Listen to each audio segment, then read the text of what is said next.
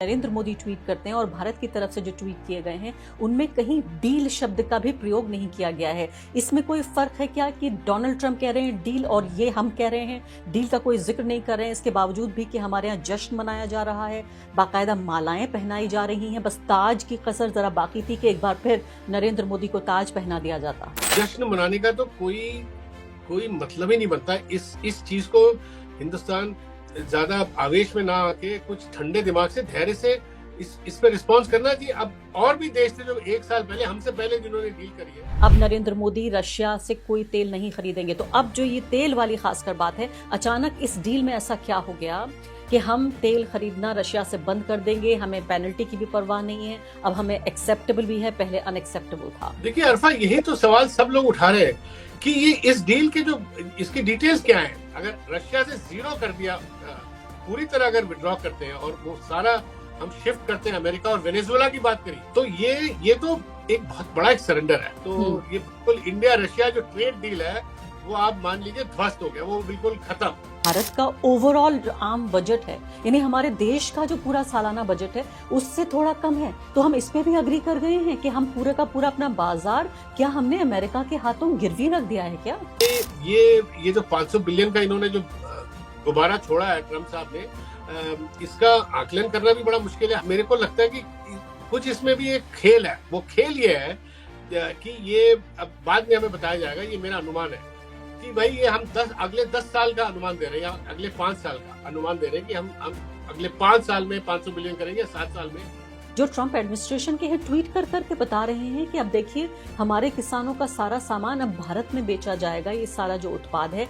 एक आम किसान पर क्या फर्क पड़ेगा इस डील से, किसानों का, अमेरिकी किसानों का सामान यहाँ आने पर? अरफा जी, किसानों का जो मार्केट है, डोमेस्टिक मार्केट, उसमें तो फर्क पड़ेगा। हालांकि नैरेटिव ये लोग ये बनाएंगे कि हम वो चीजें ला रहे हैं जो आम किसान को असर ना करे। इसी कार्यक्रम में ही आपने जिस बार जिक्र किया था कि ये बजट से पहले होने वाली डील थी, महीनों तक इस पे बात होती रही, महीनों तक ये डील की जो सारी प्रक्रियाएं थी वो रेंग रही थी। अब बजट के बाद इसका अनाउंसमेंट किया गया है कि ये जो डील थी ये जुलाई में हो चुकी थी और उस वक्त ये ऑफर हो चुका था और उस वक्त हमने डील ये ली नहीं। अब गाड़ी स्टेशन से निकल चुकी है, अब नहीं हो पाएगा। बजट तक उन्होंने इंतजार किया। आपने देखा बजट के बाद मार्केट क्रैश हुआ, स्टॉक मार्केट। उसके एक दिन बाद इन्होंने ये अनाउंस किया, आज मार्केट ऊपर गया। तो ट्रम्प ये बताना चाहते थे मोदी को कि मेरे ट्रेड डील से मैंने आपका मार्केट बढ़ाया है, आपके बजट से मार्केट एक्चुअली गिरा है नीचे।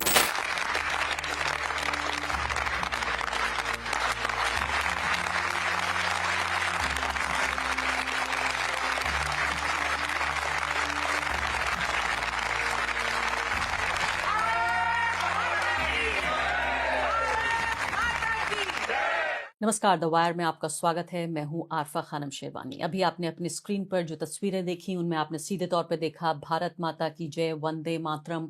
आपको लग रहा होगा कि देश कोई युद्ध जीत कर आया है, राष्ट्रवादी नारे लगाए जा रहे हैं। ये नारे इसलिए लगाए जा रहे हैं कि नरेंद्र मोदी जी, भारत और यूएस की जो डील थी वो पूरी हो चुकी है, उसको उन्होंने कंप्लीट किया है। उस मुकम्मल होने की जश्न में नरेंद्र मोदी जी को ये बड़ी सी जो आप देख रहे हैं माला फूलों की पहनाई जा रही है, बड़ी खूबसूरत सी माला है ये। आप ये सोचिए कि इसी तस्वीरों में, इसी शोर में और इसी जश्न में, ये बीजेपी की पार्लियामेंट्री मीटिंग थी, सांसद ये काम कर रहे थे, इसी में वो तमाम डिटेल्स छिपाने की कोशिश हो रही है, तमाम वो सूचनाएं जो आपके लिए जानना सबसे ज्यादा महत्वपूर्ण है, उसी को इसी शोर में, एक शोर ये और दूसरा शोर टीवी चैनल का, इन दोनों ने ये इंफॉर्मेशन जो सबसे महत्वपूर्ण है कि ये डील में हमारा कितना बड़ा नुकसान हुआ है, किस तरह से इसको डील नहीं बल्कि एक तरह से मैं कहूंगी देश का बाजार, किसानों का हित, इस सब कुछ को गिरवी रखने की एक तरह से कोशिश के तौर पे देखा जा सकता है। अब यहां पर आप ये देखिए कि इस डील का भी, तथाकथित डील जिसको हमने अपने शब्दों में डील भी नहीं कह रहे हैं, इस डील का दस्तावेज भी हमारे पास नहीं आ रहा है। सिर्फ ट्वीट के जरिए, सोशल मीडिया के जरिए डोनाल्ड ट्रंप या नरेंद्र मोदी जी के जो बाकी मंत्रीगण हैं, अश्विनी वैष्णव हैं और पीयूष गोयल हैं, ये सब इन्होंने सब पुष्टि की है कि ये कुछ कोई डील हो रही है। तो नरेंद्र मोदी जी से फोन पर बातचीत की उन्होंने डोनाल्ड ट्रंप ने, और उन्होंने ट्रूथ सोशल, अपना खुद का उनका प्लेटफॉर्म है सोशल मीडिया, उस पर ये उन्होंने लिख दिया। उसके बाद ये बात ट्विटर पे आई और इसके बाद ट्रंप को धन्यवाद दिया मोदी जी ने, और भारतीय सामान पर जो अमेरिकी टैरिफ है उसको 50% से घटाकर 18% कर दिया गया है। आप ये सोचिए, और तो आप सोचेंगे तो बड़ी अच्छी डील हो गई, 50% से घटाकर 18% हो गया। लेकिन आप ये जानते हैं कि यही जो टैरिफ है अमेरिकी सामान के लिए, भारत में जब हम इंपोर्ट करेंगे तो 0% टैरिफ लगेगा। मुझे एक कहानी याद आ रही थी इस बात से कि एक बच्चा छोटा अपने पापा से बार बार वो बिस्किट मांग रहा है, महंगा बिस्किट का पैकेट है, गरीब है उसके पिताजी, और वो नहीं दिला पा रहे हैं या वो नहीं समझते, उस वक्त उनके पास पैसे नहीं है। पिताजी ये करते हैं कि उनको अलमारी के ऊपर उस बच्चे को चढ़ा देते हैं, और बच्चा परेशान हो जाता है कि इतनी ऊंची अलमारी से वो नीचे कैसे उतरेगा। बच्चा ये भूल जाता है कि वो बिस्किट का पैकेट मांग रहा था। अब वो पिताजी से ये कहता है कि पिताजी, पापा, मुझे ऊपर से नीचे उतार लीजिए। यही हाल बिल्कुल भारत का हो रहा है कि इस वक्त आप ये सोचिए कि 0% टैरिफ हम लगाएंगे और 18% वो लगाएंगे, और इसको हम जीत के तौर पर दर्शा रहे हैं, दिखा रहे हैं, बता रहे हैं, जश्न मना रहे हैं। भारत माता की जय, वंदे मातरम, राष्ट्रवाद का इस तरह की चादर, इस तरह का कंबल जिस पे आप अगर उड़ा दें तो सारी आवाजें शांत हो जाती हैं। तो अभी वही छोटे बच्चे वाली हालत हो गई है इस देश की कि अलमारी के ऊपर से उतार दीजिए, ये भूल गए कि हमें तो मांगना बिस्किट था, बिस्किट मुझे चाहिए था। अब यहाँ इससे पहले कि मैं वायर के फाउंडिंग एडिटर एम के वेणु के पास जाऊं और तमाम जो आपको फाइनर डिटेल्स हैं वो बताऊं, आपको 2-3 महत्वपूर्ण बातें यहाँ पे बताना चाहती हूं। तो इसी जो सोशल मीडिया पोस्ट है उसमें ट्रंप ने ये दावा किया कि भारत रूसी तेल खरीदना बंद कर देगा और अमेरिका और उसके साथ साथ वेनेजुएला से भी ज्यादा अब तेल खरीदेगा। अब इसमें भारत का क्या हित अहित है वो तो मैं आपको आगे बताऊंगी। अब ये देखिए, पहले अमेरिका ने जो रूसी तेल खरीदने पर भारत के ऊपर एक सजा, एक पेनल्टी 25% की लगा दी थी, अगर आपको याद होगा, और भारत ने उस वक्त प्रतिरोध किया था, विरोध किया था और कहा था कि हमको कबूल नहीं है, ये अनएक्सेप्टेबल है, हमारे लिए अनुचित है। तो अब अचानक क्या बदल गया कि इस डील को हम मान गए, इस बात को हम मान गए कि अब रूस से हम तेल खरीदना पूरे तरीके से बंद कर देंगे। दूसरी महत्वपूर्ण बात, न सिर्फ कि ये हो रहा है कि टैरिफ लगाया जा रहा है, उसके साथ साथ अमेरिकी राष्ट्रपति ने यह भी ऐलान किया कि अब $500 बिलियन का कारोबार करेगा भारत अमेरिका के साथ, यानी इंपोर्ट करेगा। इससे पहले $50 बिलियन से भी कम का कारोबार होता रहा है। इसको अब 10 गुना बढ़ाने से पहले किस तरह की सोच समझ, किस तरह की नीति की बात की गई, ये मैं आपके ऊपर पूरी तरीके से छोड़ देती हूँ। और कई जानकारों ने बताया कि ये जो $500 बिलियन है, ये भारत का सालाना जो पूरा बजट है उससे थोड़ा कम है। यानी सालाना बजट जो भारत का है उससे जरा सा कम बताया जा रहा है, यानी 45.5 लाख करोड़ रुपए का कारोबार करना पड़ेगा भारत को, सामान खरीदना पड़ेगा अमेरिका से। और भारत का जो बजट है, आम बजट 26-27 का, वो 53.5 लाख करोड़ है। इस बात से आप अंदाजा लगाइए कि भारत को क्या फायदा हो रहा है, नुकसान हो रहा है। इतना अमेरिकी सामान जब भारत में आएगा और वो भी 0% टैरिफ पे आएगा तो भारत की जो स्थिति है बाजार की वो किस तरह से होगी। ये तमाम तरह के मामले हैं। कृषि क्षेत्र में भी जिस तरह से तमाम जो कृषि उत्पाद है वहां के अमेरिकी किसानों का, वो भारत में आएगा। इससे पहले लगातार अपने किसानों के हितों को लेकर कम से कम थोड़ा सजग था भारत, मोदी सरकार भी सजग थी और इस बात को लेकर तमाम कोशिशें की जा रही थी कि इस तरह की कोई डील ना हो। लेकिन अब इस पर भी तैयार हो गया है भारत। तो क्या एक नया संकट इंतजार कर रहा है भारतीय किसानों का? ये तमाम चिंताएं, इन तमाम सवालों के जवाब आखिर मिले तो मिले कैसे? आइए बातचीत करते हैं एम के वेणु से। तो जैसे मैंने आपको बताया कि राजनीतिक हलकों में आजकल ये चुटकुले के तौर पर ये बात कही जा रही है कि हमारी तमाम नीतियों की घोषणा अब खुद डोनाल्ड ट्रंप करते हैं, और सही साबित हुआ। इस डील, तथाकथित डील की भी घोषणा डोनाल्ड ट्रंप ने ही की। वेरू, सबसे पहले मैं इससे पहले कि फाइनल डिटेल्स की तरफ में आऊं, जो अंग्रेजी में एक बड़ा फेवरेट वर्ड है मीडिया के लोगों का, वो है ऑप्टिक्स, यानी कि दिख कैसा रहा है और दिखाया कैसे जा रहा है। खासकर वायर की ये रिपोर्ट ये तक इस बात की तरफ भी इशारा करती है कि इसमें जब नरेंद्र मोदी ट्वीट करते हैं और भारत की तरफ से जो ट्वीट किए गए हैं उनमें कहीं डील शब्द का भी प्रयोग नहीं किया गया है। इसमें कोई फर्क है क्या कि डोनाल्ड ट्रंप कह रहे हैं डील और ये हम कह रहे हैं डील का कोई जिक्र नहीं कर रहे हैं, इसके बावजूद भी कि हमारे यहाँ जश्न मनाया जा रहा है, बाकायदा मालाएं पहनाई जा रही हैं। बस ताज की कसर जरा बाकी थी कि एक बार फिर नरेंद्र मोदी को ताज पहना दिया जाता। तो अरफा, ये बिल्कुल जो आपने कहा, ये पिछले 1 साल से हम देख रहे हैं जब से ट्रंप साहब आए, वहां से सारी चीजें अनाउंस हो रही हैं और हमारे यहाँ चुप्पी साधे हुए रहते हैं। जैसे आपने ऑपरेशन सिंदूर में जब देखा तब भी उन्होंने अनाउंस किया, फिर इन्होंने कुछ कहा नहीं, फिर ट्रम्प साहब ने कहा कि मुझे क्रेडिट नहीं दे रहे हैं। तो मुझे बड़ा एक बात इंटरेस्टिंग लगी इस बार, जो ट्रम्प साहब ने पूरा डील अनाउंस किया, जबकि ये कह नहीं रहे डील है, मगर कुछ चीजों से ये सहमत भी है कि भाई ठीक है 18% कर दिया और बड़ा सेलिब्रेशन हो रहा है बीजेपी कैंप में। मगर इस बार ही मोदी जी ने ये जरूर कहा कि ट्रम्प साहब पूरे दुनिया के वैश्विक पीस के लिए बहुत बहुत इम्पोर्टेंट हैं। मतलब शॉर्ट ऑफ सेइंग दैट इनको नोबेल प्राइज मिलना चाहिए, शायद वो भी आगे जाके बोल दे। तो पीस के लिए ट्रम्प साहब बहुत अहम एक किरदार, ग्लोबल पीस के लिए किरदार निभा रहे हैं। तो मुझे ये बड़ा अजीब लगा, क्योंकि जो बात उन्होंने कही है ट्रम्प साहब ने और अमेरिका ने, और उनके एग्रीकल्चर सेक्रेटरी ने भी कह दिया कि इंडिया ने अपना पूरा कृषि क्षेत्र को भी खोल दिया है, जबकि यहां से कोई क्लैरिफिकेशन नहीं है, कोई बात। और उन्होंने वहां से ये कह दिया कि $500 बिलियन का सामान इंडिया वहां से खरीद। मैं सिलसिलेवार तरीके से जो बातें आप ये कह रहे हैं, मैं बिंदुवार तरीके से आना चाहती हूँ, सिलसिलेवार तरीके मैं एक मोटा मोटी मैं कह रहा हूँ अरफा, कि इतना जश्न मनाने का तो कोई मतलब ही नहीं बनता। इस चीज को हिंदुस्तान ज्यादा आवेश में ना आके कुछ ठंडे दिमाग से, धैर्य से इस पे रिस्पॉन्स करना चाहिए। अब और भी देश थे जो एक साल पहले हमसे पहले जिन्होंने डील करी है, मिसाल के तौर पे Vietnam, Indonesia, south Korea, Japan, उन्होंने ठीक है उन्होंने डील करी, मगर उन्होंने कोई जश्न नहीं मनाया। उन्होंने ये साथ साथ ये भी कहा कि ये जो हो रहा है, जो ये बहुत ही अनफेयर है, बहुत ही नाजायज किस्म से अमेरिका दुनिया के और देशों पे ट्रेड वॉर कर रहा है, प्रहार कर रहा है। और ये चीज ट्रम्प साहब, अमेरिका के जो पुराने 50 साल से जो इनके एलाइज है, यूरोप भी कह रहा है वही चीज। कनाडा ने कहा, जो कनाडा के प्राइम मिनिस्टर का स्पीच तो आपने सुना होगा, वर्ल्ड इकोनॉमिक फोरम में बिल्कुल वायरल हुआ। कोई ट्रम्प को उनको कोई सर पे नहीं चढ़ाना, जिस तरह इन्होंने अपनी पहली जो प्रतिक्रिया में मोदी साहब ने कहा कि बहुत ग्रेट फ्रेंड। बिल्कुल। तो वेणु, मैं अब बिंदुवार तरीके से आ जाती हूँ, सिलसिलेवार तरीके से बिंदुओं पे बातचीत करती हूँ, और आपकी बात से बिल्कुल सहमत हूँ। बल्कि नरेंद्र मोदी जी को देश तो तब बनेगा जब बनेगा, जो विश्व गुरु बनने का शौक है, मुझे लगता है कि जरा प्रतिरोध की अगर आवाज बन जाते, जैसे कैनेडियन प्राइम मिनिस्टर बने, तो ज्यादा संभावना थी कि नरेंद्र मोदी का नाम दुनिया भर में होता और फिर बाद में उनको अंतर्राष्ट्रीय स्तर पर एक मान्यता भी मिलती। लेकिन अब मुझे बताइए, सबसे पहले मैं पूछना चाहती हूँ, ये 50% से घटाकर जो 18%, हालांकि 25% से घटाकर 18% हुआ है, लेकिन ट्रंप कह रहे हैं 50% से घटाकर 18% हुआ है। तो कहा यह भी जा रहा है कि हमारे जो कैटेगरी है, यानी जिन और देशों के साथ ऐसा हुआ है, उनमें हमें एक बेहतर मिली है। सवाल नंबर 1। सवाल नंबर 2 कि रूस के तेल को लेकर जो पूरा एक, मैं कहूंगी, एक फजीहत, और ये पूरा जो मामला हुआ, जब इसमें हमारे ऊपर पेनल्टी लगाई गई 25% की,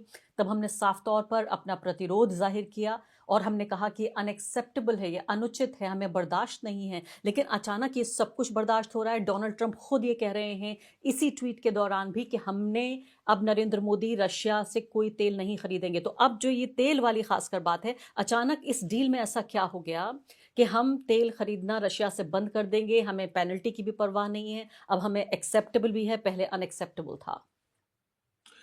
देखिए अरफा, यही तो सवाल सब लोग उठा रहे हैं कि ये इस डील के जो इसकी डिटेल्स क्या हैं। अभी तक हिंदुस्तान ने तो डील भी नहीं बोला, और जयशंकर जो अमेरिका में थे, हमारे जो विदेश मंत्री, उन्होंने भी कुछ डिटेल्स इसमें दी नहीं है, ना किसी और किसी मिनिस्टर या ऑफिशियल ने इसकी डिटेल्स दी है। बस केवल कुछ ट्रम्प साहब और उनके जो ऑफिशियल्स बोल रहे हैं, उनके एग्रीकल्चर सेक्रेटरी ने कह दिया भाई हिंदुस्तान का कृषि क्षेत्र बड़ी जोरों की खोलने का उन्होंने आश्वासन दे दिया, और यहां से हमें कुछ बता नहीं रहे। जो बातें बताई गई हैं उसमें अगर आप उसमें फोकस रखें, जो दोनों तरफ जो सहमति दोनों तरफ से है, उसमें भी कोई डील नहीं है, उसमें भी हिंदुस्तान को नुकसान है। क्योंकि हिंदुस्तान 18%, जो हिंदुस्तान अपना जो माल अमेरिका में बेचेगा उस पर 18% ड्यूटी, और वहां से जो माल आएगा ट्रम्प साहब ने कह दिया 0% ड्यूटी। तो इसमें कौन सी रेसिप्रोसिटी, इसमें कौन सा फेयरनेस है? और ये चीज आपको मिली है 9 महीने बाद। रोज ये लोग डंडा मार रहे थे, और एक दिन डंडा मारना इन्होंने बंद किया जो ट्रम्प साहब ने। तो भाजपा पार्टी इनकी बस सेलिब्रेट करिए, भारत माता की जय करके। मैंने एक वीडियो देखा जिसमें जी मोदी हाँ, जी एनडीए वो के वीडियो एनडीए के मैंने मीटिंग में। दर्शकों को भी, जी हाँ, मैंने वो वीडियो दर्शकों को भी दिखाया। अब तो भारत माता की जय के ही नारे लगाने पड़ेंगे, क्योंकि इससे ऊपर तो आवाज उठ नहीं सकती है और कोई बात कही नहीं जा सकती, तो राष्ट्रवाद की चादर तो ओढ़ानी पड़ेगी। अगली बात पे आ जाती हूँ, क्योंकि कई बिंदु हैं और समय कम है वेरू। तो ये बताइए, जो 500 बिलियन यानी कि करीब 45 लाख करोड़ से भी ज्यादा का जो 500 बिलियन डॉलर के कारोबार की बात कही गई है, जो बताया वायर की रिपोर्ट कहती है कि अभी सिर्फ 50 बिलियन डॉलर से भी कम का आयात इंपोर्ट करता है भारत। तो ये याद दिलाया किसी यहाँ जानकार ने कि ये जो भारत का ओवरऑल आम बजट है, यानी हमारे देश का जो पूरा सालाना बजट है, उससे थोड़ा कम है। तो हम इस पे भी अग्री कर गए हैं कि हम पूरे का पूरा अपना बाजार क्या हमने अमेरिका के हाथों गिरवी रख दिया है क्या? तो अरफा, इसमें भी, इसमें अभी जो हिंदुस्तान जो वहां से जो आयात करता है, वो जो खरीदता है अमेरिका से, वो 45 बिलियन डॉलर है, 50 भी नहीं है, ठीक है। और कहाँ 45 और कहाँ 45, ये 500 बिलियन डॉलर की बात कर रहे हैं। इसमें भी एक एक इसमें भी एक मेरे को लगता है कि कुछ इसमें भी एक खेल है। वो खेल ये है कि ये अब बाद में हमें बताया जाएगा, ये मेरा अनुमान है कि भाई ये हम अगले 10 साल का अनुमान दे रहे हैं, या अगले 5 साल का अनुमान दे रहे हैं कि हम अगले 5 साल में 500 बिलियन करेंगे, या 7 साल में।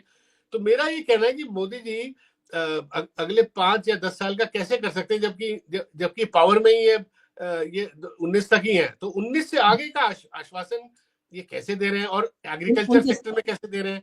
और उसमें कहा गया 2029। कि एनर्जी प्रोडक्ट्स होगी, एग्रीकल्चर प्रोडक्ट्स होंगी, उसमें डिफेंस प्रोडक्ट्स होंगी। मगर इसकी जब तक इसकी डिटेल्स हमें ना पता लगेगी, ये जो 500 बिलियन का इन्होंने जो गुब्बारा छोड़ा है ट्रम्प साहब ने, इसका आकलन करना भी बड़ा मुश्किल है। हालांकि on the face of it तो बहुत ही फैंटास्टिक फिगर लग रहा है ये।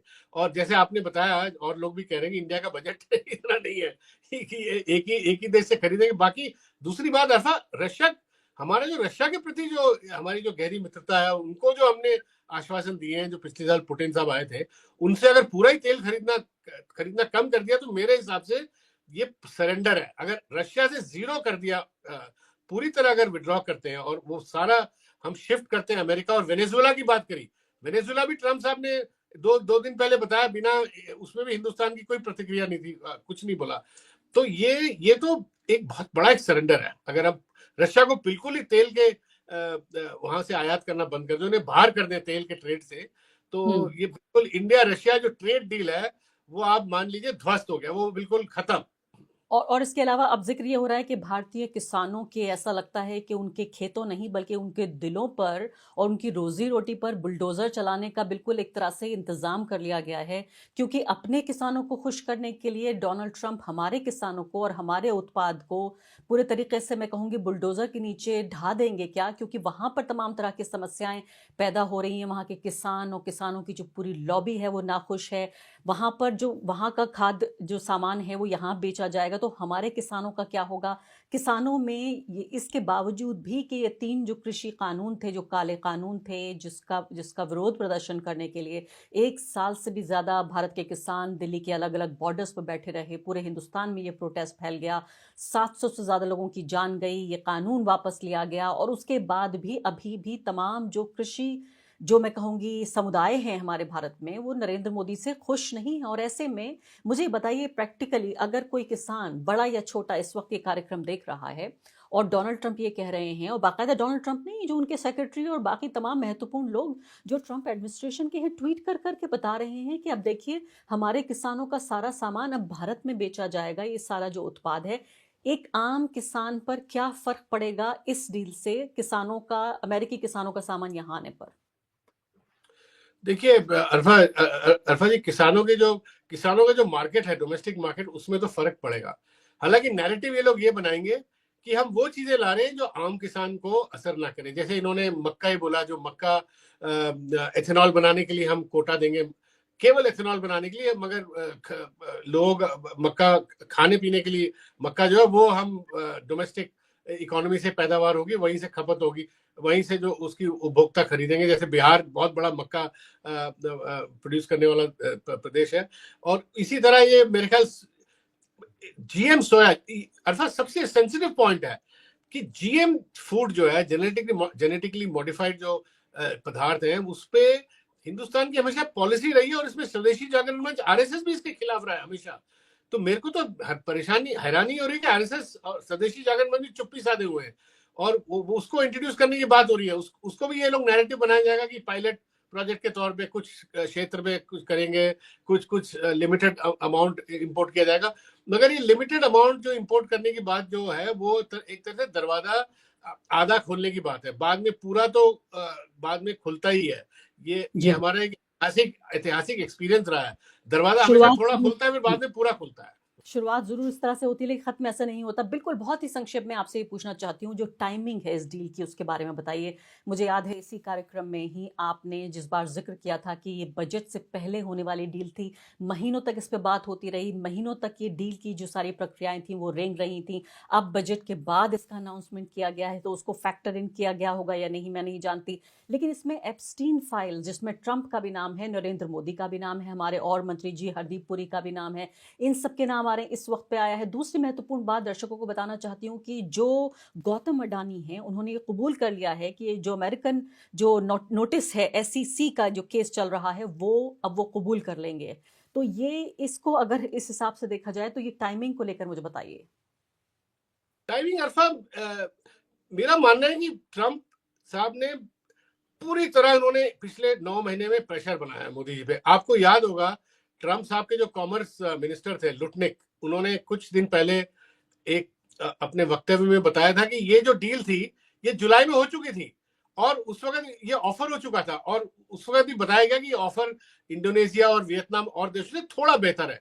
थोड़ा बेहतर है क्योंकि हम पे 18% लगा गया, बाकी लोगों पे 19%, कुछ पे 20, मलेशिया वियतनाम अगर आप उनका देखें तो उस वक्त हमने डील ये ली नहीं। तो तब नहीं ली, फिर उसके बाद लुटनिक साहब ने, आपको याद होगा, बोला कि फिर उस वक्त ली नहीं, फिर उसके 3-4 हफ्ते बाद बोला कि अब हम लेना चाहते हैं। तो अब लुटनिक साहब ने बोला कि अब उन्होंने कहा अमेरिका ने कि अब गाड़ी स्टेशन से निकल चुकी है, अब नहीं हो पाएगा। उसके बाद 9 महीने उन्होंने खूब प्रेशर बनाया और बजट तक उन्होंने इंतजार किया। मेरा ये मानना है कि बजट के आसपास ये सारी चीजें जो आप कह रही हैं हो रहा है, एप्स्टीन फाइल वगैरह, मगर बजट तक उन्होंने शायद इसलिए इंतजार किया क्योंकि बजट तक रुपया लुढ़का, एफडीआई फॉरेन विदेशी निवेश बंद हो गया और बिल्कुल एक तरह से संकट के पूरे इकोनॉमिक सर्वे में जैसे बताया गया पूरे आसमान में संकट छाया हुआ था हिंदुस्तानी अर्थव्यवस्था के ऊपर। तो वहां तक ले जाके उन्होंने, बजट हुआ, आपने देखा बजट के बाद मार्केट क्रैश हुआ, स्टॉक मार्केट, उसके एक दिन बाद इन्होंने ये अनाउंस किया, आज मार्केट ऊपर गया। तो ट्रंप ये बताना चाहते थे मोदी को कि मेरे ट्रेड डील से मैंने आपका मार्केट बढ़ाया है, आपके बजट से मार्केट एक्चुअली गिरा है नीचे। तो ये भी एक किस्म से इंसल्टिंग एक वो है टोन इसमें। जी हाँ, इश्क इब्तिदाए इश्क है, होता है क्या, आगे आगे देखिए होता है क्या। वही बात है कि अभी से जो रोना है, इब्तिदा हो रही है, अभी तो इश्क की ये देखना है अभी किस तरह से इसको प्रोजेक्ट किया जा रहा है, जिस तरह से इसकी नुमाइश की जा रही है, दोनों बिल्कुल अलग अलग बातें हैं। बहुत बहुत शुक्रिया वेणु आपका। द वायर के और वीडियोस देखने के लिए सब्सक्राइब करें और बेल आइकन पर क्लिक करें।